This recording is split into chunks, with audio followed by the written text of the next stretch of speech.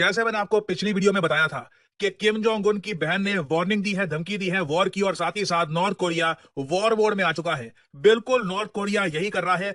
पूरी दुनिया में आज के समय आप अगर देखोगे तो हेडलाइन आपको यही मिलेगी कि नॉर्थ कोरिया ने बहुत सारी सड़कें डिस्ट्रॉय कर दी है जो साउथ कोरिया से कनेक्ट करती थी इनको। उसके अलावा रेलवे लाइंस और एक एक करके ऑलमोस्ट आप कह लीजिए जो भी लैंड कनेक्टिविटी है नॉर्थ कोरिया और साउथ कोरिया के बीच में, इसको स्ट्रेटेजिकली डिस्ट्रॉय किया जा रहा है। जो इसकी वीडियो है ये देखकर दुनिया दंग है कि इतना सारा इंफ्रास्ट्रक्चर एक देश की आर्मी इतनी जल्दी कैसे डिस्ट्रॉय कर सकती है। और पैसे का क्या, ये सारी सड़कें, ये रेलवे लाइन जब बनाई गई थी पैसा लगा होगा, तो नॉर्थ कोरिया का नुकसान नहीं हुआ यहां पर। इधर आप देख सकते हैं ये वो सड़क है जो नॉर्थ कोरिया और साउथ कोरिया को जोड़ती है। पीछे नॉर्थ कोरियन आर्मी के लोग इन्होंने एक्सप्लोसिव लगा दिए हैं। और अगेन सबसे बड़ी बात, साउथ कोरिया को वार्निंग भी नहीं दी कि अपने लोग पीछे कर लो। अचानक से उसके बाद एक के बाद एक ऐसे विस्फोट होते हैं। यहां पे आप देख पाओगे साउथ कोरियंस को इनिशियली समझ नहीं आया कि नॉर्थ कोरियंस कर क्या रहे हैं। फिर जब एक एक करके एक्सप्लोजन बढ़ते गए तब ये समझ गए कि ये कंप्लीटली सारी सड़क डिस्ट्रॉय कर देना चाहते हैं, इंश्योर करना चाहते हैं कि कोई भी लैंड कनेक्टिविटी ना बची रहे नॉर्थ कोरिया साउथ कोरिया के बीच में।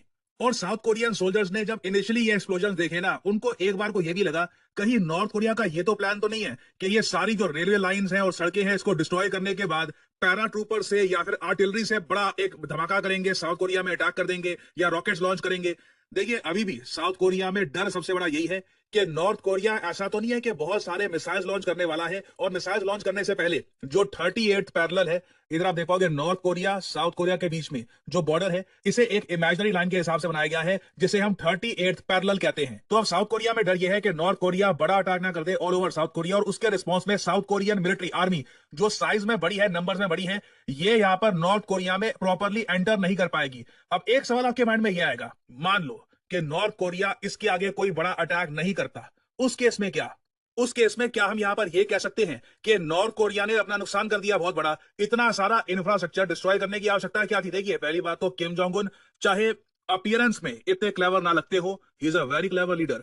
किम जोंग उन ने पिछले कई सालों से साउथ कोरियन फंडिंग के जरिए जो ये सड़कें हैं इनको बनवाने का अप्रूवल दे दिया था, और काफी जगह ये सड़कें बन भी गई थी। साउथ कोरिया ऑब्वियसली ये चाहता है उनके पर्सपेक्टिव से कि नॉर्थ कोरिया के साथ रिलेशंस धीरे धीरे इंप्रूव होते रहें और नॉर्थ कोरिया साउथ कोरिया एक टाइम पे आकर यूनिफाई भी हो जाए, पूरा कोरियन पेनिनसुला एक देश बन जाए। नॉर्थ कोरिया में जो तानाशाह है किम जोंग उन, इनके पिता का भी ये सपना था, मगर अभी जो नॉर्थ कोरिया के लीडर है किम जोंग उन ये कह रहे हैं कि रीयूनिफिकेशन इम्पॉसिबल है। साउथ कोरिया हमेशा के लिए नॉर्थ कोरिया का बहुत ही बड़ा दुश्मन रहेगा, और इसलिए नॉर्थ कोरिया साउथ कोरिया के बीच में जो ये सड़क थी, जो भी ये रेलवे लाइंस थी, इनको डिस्ट्रॉय कर दिया गया। और साउथ कोरियन सोल्जर्स ने जब एक बार ये एक्सप्लोजन देख लिए ना तो जमीन पर फायरिंग करी है। ये फायरिंग से इन्होंने लिटरली एक लाइन बना दी, गोलियों की लाइन बना दी, जिससे नॉर्थ कोरियंस को ये पता लगे कि ये बॉर्डर है, एक्सप्लोजन करने थे कर लिया, अब बॉर्डर क्रॉस मत कर लेना नहीं तो हम फायरिंग शुरू कर देंगे। तो देखिए टेंशन बहुत ज्यादा हाई है। और अगर आप मुझसे यहाँ पर पूछेंगे अचानक से नॉर्थ कोरिया को क्या हो गया, ये रेलवे लाइन सड़कें कई सालों की बनी हुई थी,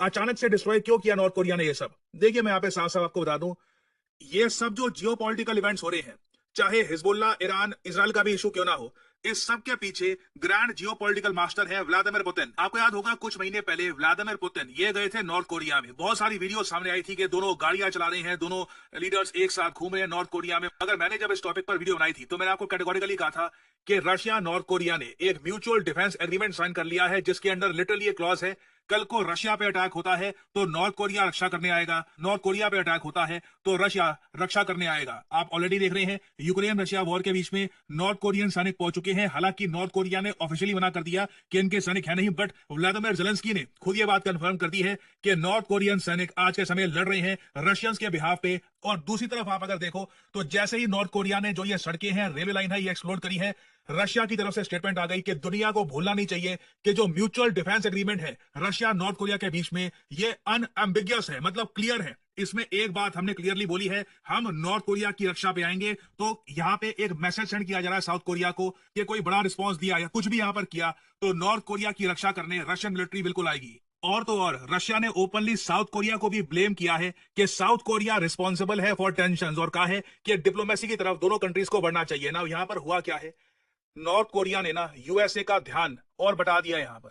कल को यूएस अगर सोचे कि ईरान के इशू को लेकर, क्योंकि मैं आपको बता दूं इजराइल का अटैक होगा भी ईरान पर, वो चाहे ऑयल पर ना हो, न्यूक्लियर साइट्स पे ना हो, इजराइल एक बड़ा अटैक करने वाला है ईरान पर, it is going to happen.